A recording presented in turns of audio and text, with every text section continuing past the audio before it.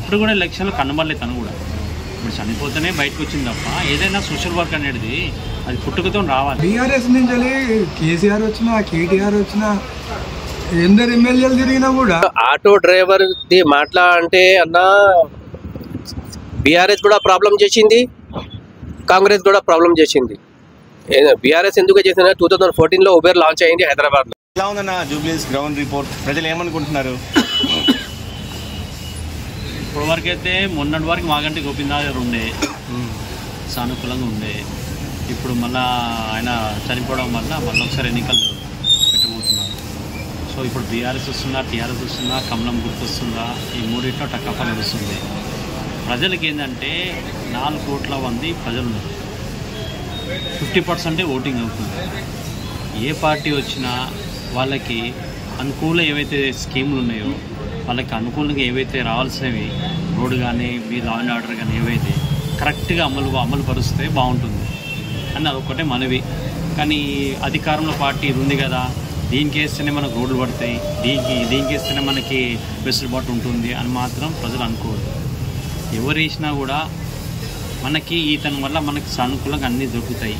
Government ఏవైతే రాయితీల పథకాలు ఉన్నాయో కరెక్ట్గా అది ఎలిజిబుల్ అవుతారు. అందరూ ఎవరికి ఎలిజిబుల్ ఉన్నారో వాళ్ళకి ఎలిజిబుల్ రావాలి, అంతే తప్ప అధికారంలో పార్టీ ఉంటే అధికారం పార్టీ రావాలని ఏం లేదు. కానీ ఇక్కడ యూసఫ్గూడలో అండ్ జూబ్లీస్ కాన్స్టిట్యున్సీలో నవీన్ యాదవ్ ఎక్కువ హవా నడుస్తుందని చెప్పేసి చాలామంది అంటున్నారు. ఆయనే గెలుస్తారని అంటున్నారు. మరి మీరేం చెప్తారు? ఇక ప్రజల ఇష్టం, మనం కాదండి. ఇంకో పక్క బీఆర్ఎస్ సునీత గురించి ఏం చెప్తారు? సునీత గారి గురించి ఇక అమ్మగారి గురించి అయితే మనకేం తెలియదు. గోపీనాథ్ ఉంటేనేమో ఆయన పాత ఎప్పటి నుంచి ఉన్నాడు కాబట్టి ఆయన నడుస్తుండే, కానీ ఆయన లేరు మరి. సో ఆయన గారి సింపతి ఓట్లు ఏమన్నా పడే అవకాశం ఉందా బీఆర్ఎస్ పార్టీ తరఫున కానీ బయట కానీ? ఉండొచ్చు, సింపతి ఓట్లు అయితే ఉంటాయి, ఉండవని కాదు. కాబట్టి తను కూడా చేయాలని తపన ఎప్పుడు కూడా ఎలక్షన్లో కనబడలేదు తను కూడా. ఇప్పుడు చనిపోతేనే బయటకు వచ్చింది తప్ప ఏదైనా సోషల్ వర్క్ అనేది అది పుట్టుకతో రావాలి. అది ఏ పర్సన్ అని ఎవరికి పుట్టుకతో ఎవరికి రాలేవు.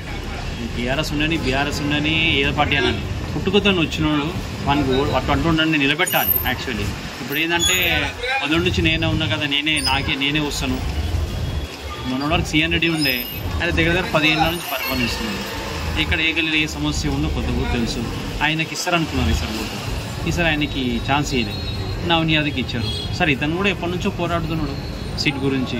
సరే ఇతను కూడా ఒకసారి వేసి చూస్తే మరి తను ఎలా చేస్తో చూడాలి కదా.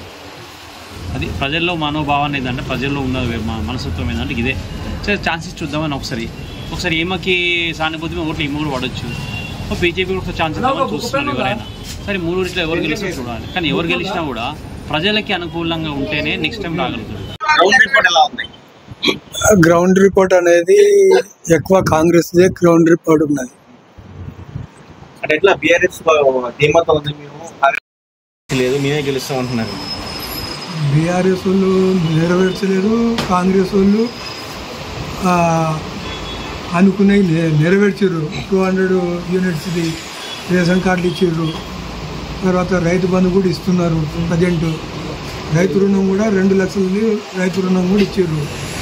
అప్పుడు బీఆర్ఎస్ అనేది రైతు రుణం అనేది 50,000 లోపే ఇచ్చారు. ₹1,00,000 కూడా ఇవ్వలేదు, 2 లక్షల దానికి ఇచ్చారు.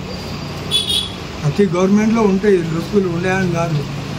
కాంగ్రెస్ ప్రస్తుతానికి అయితే బాగానే చేస్తుంది. సో బీఆర్ఎస్ జూబ్లీస్ క్యాండిడేట్ సునీత గారి గురించి మీరేం చెప్తారు? నో కామెంట్, ఎందుకంటే నో కామెంట్. మేడం గారు రాజకీయాల్లో ఎప్పుడైనా తిరిగిందా మీరే చెప్పండి.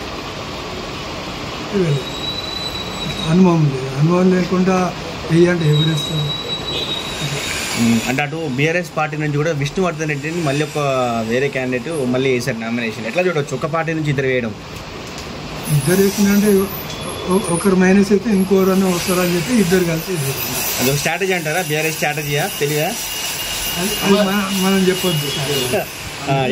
ఎందుకు నవీన్ యాదవ్ అంటే క్రేజ్? ఎందుకు నవీన్ యాదవ్ అంత ఫాలోయింగ్ ఎందుకు? నవీన్ యాదవ్ మా ఏరియాలో చిన్నప్పటి నుంచి సోషల్ వర్క్ చాలా చేస్తారు. ఎప్పుడైనా గణేష్ పండుగ ఉందంటే 5,000 రూపాయలు 10,000 రూపాయలు అట్లా ఇస్తాడు. అమ్మవారికి కూడా ఏమైనా ఉత్సవాలు ఉన్నాయంటే పైసలు ఇస్తాడు. నేను ఇయ్యను అని చెప్పి ఎప్పుడు అడిగాడు. అన్నాడు కూడా. ఏదైనా ఆపదుందంటే ఊరికొచ్చి మాట్లాడుతూ చేస్తాడు కూడా. అంటే జూబ్లీస్ ఎలక్షన్, జూబ్లీస్ కాన్స్టిట్యున్సీ అంటే ఓన్లీ రహమత్ నగర్ యూసఫ్ కూడా కాదు, జూబ్లీస్ అంటే చాలా ఉన్నాయి, ఇంకా నవీన్ యాదవ్ అందరికి తెలుసా అని అడుగుతున్నారు. జూబ్లీస్ నియోజకవర్గంలో ఎన్ని కార్పొరేటర్లు ఉన్నా కూడా ఎక్కడన్నా అడిగి ఉన్నాడు, మొత్తం నవీన్ యాదవ్ పేరు వస్తుంది. ప్లస్ అధికార పార్టీ కంపల్సరీ మెజారిటీ గెలుస్తారు. అంటే ఇప్పుడు బీఆర్ఎస్ ప్రచారానికి కేసీఆర్ వచ్చినా కూడా నవీన్ యాదవ్ గెలుస్తారా? బీఆర్ఎస్ నుంచి కేసీఆర్ వచ్చినా కేటీఆర్ వచ్చినా ఎందరు ఎమ్మెల్యేలు తిరిగినా కూడా కంపల్సరీ నవీన్ యాదవ్ గెలుస్తారు. ఎలా ఉంది జూబ్లీస్ ఎన్నికలు, ఎవరు గెలుస్తారు? ఇక్కడైతే నవీన్ యాదవ్ వస్తారన్న. ఎందుకు బీఆర్ఎస్ కూడా ఒకటి పోటీ ఇస్తుంది కదా. కరెక్టే, కానీ గోపీనాథ్ మాట వేరే ఉంటుంది, వాళ్ళ భార్య మాట వేరే ఉంటుంది. అందుకే ఇప్పుడు ఇంతకు ముందు 2-3 times నవీన్ యాదవ్ నిలబడిండు, హోప్ చేసిండు కానీ రాలే. కానీ ఈసారి కన్ఫామ్ గా 90% ఛాన్స్ ఉంది. కానీ మెయిన్ ఫేస్ వాల్యూ ఉండాలన్న, ఏదైనా ఉండాలి కానీ ఫేస్ వాల్యూ ఉండాలి. పబ్లిక్ లో అయితే మన నవీన్ యాదవ్ ఉన్నాడు. ఏమైనా ప్రాబ్లం అయితే ఇక్కడనే ఆఫీస్ ఉంది, వెళ్ళొచ్చు ఏ రాత్రికైనా. అంటే కాంగ్రెస్ హామీలు నెరవేర్చలేదు, కొంచెం వాటి ఎఫెక్ట్ పడుతుంది అన్నారు, మీరు ఏం చెప్తారు? అన్న హామీలు అన్ని అయితే కావు, కొన్ని అయినా అన్నారు, అందరికీ తెలుసు. మన ముంగటే బస్సులో తిరుగుతున్న, ప్లస్ 500 లో గ్యాస్ వచ్చింది.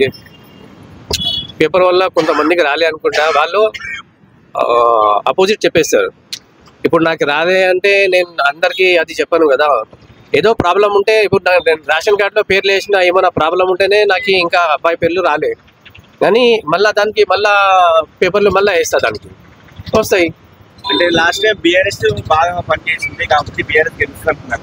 బీఆర్ఎస్ పని చేసింది లేదని కాను, కానీ ఇప్పుడు ఇది రోడ్ కటింగ్ మేము చిన్నప్పటి నుంచి వింటున్నాం. మేము ఇక్కడ రహమత్ నగర్లో చాలా ప్రాబ్లమ్స్, స్లమ్స్ ఏరియా చాలా ఉన్నాయి. చాలా అంటే ఇక్కడ ఒక బస్ ఆగిందంటే మొత్తం చెక్పోస్ట్ దాకా ఆగిపోతాయి. ఇప్పుడు మెల్లమెల్లగా వేరే జాగాలో డెవలప్మెంట్ అవుతుంది, అది రోడ్ సైడ్ కటింగ్ అది ఇది అవుతుంది.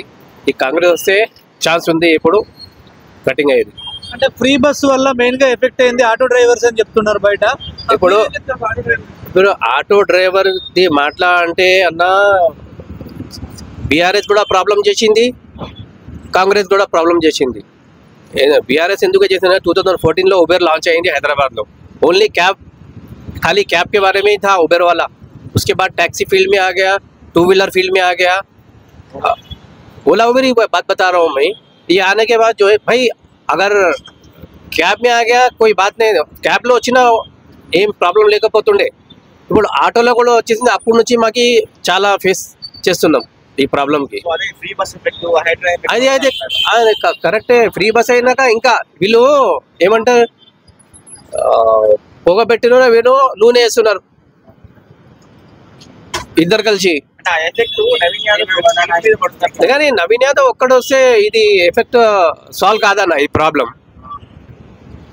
ఎవరైనా మంచి లీడర్లు వచ్చి ఇట్లా అడిగితే వాళ్ళకి చెప్పవచ్చు. ఇప్పుడు న్యూస్ లో ఇట్లా చెప్తే మన ఒక్కళ్ళలో ఉంటే ఏం ప్రాబ్లం వినరు.